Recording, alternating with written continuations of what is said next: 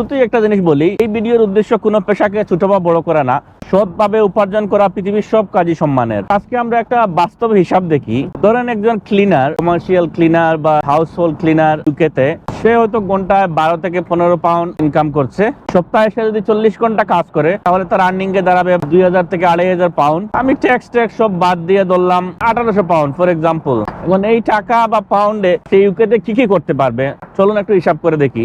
সে ইউকেতে একটা মোটামুটি মানের বাসা রেন্ট করতে পারবে অথবা ওনও করতে পারবে যদি মর্গেজ নেয়।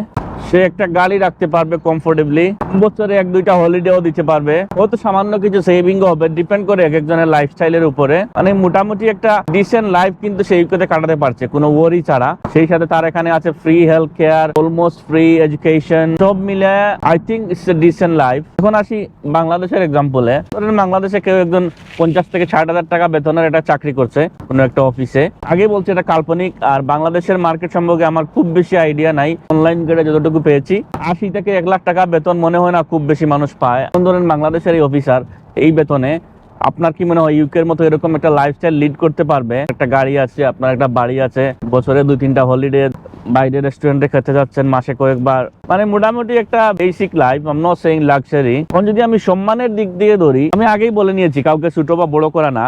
ক্লিনারের পেশা ইউকেতে এটা কোনো ডিসরেসপেক্টফুল জব না। স্টিল আমার কাছে মনে হয় বাংলাদেশে অফিসারের জবটা মোর রেসপেক্টফুল দেন ক্লিনারের জব ইন দ্য ইউকে। কিন্তু আর্ন কে বেশি করে? আমার মনে হয় ইউকের ক্লিনার অবশ্যই বেশি আর্ন করে, এটাই বাস্তবতা। কারণ ইউকেতে অনেক সময় আপনি পদের জন্য না, আপনার শ্রমের জন্য টাকা পান।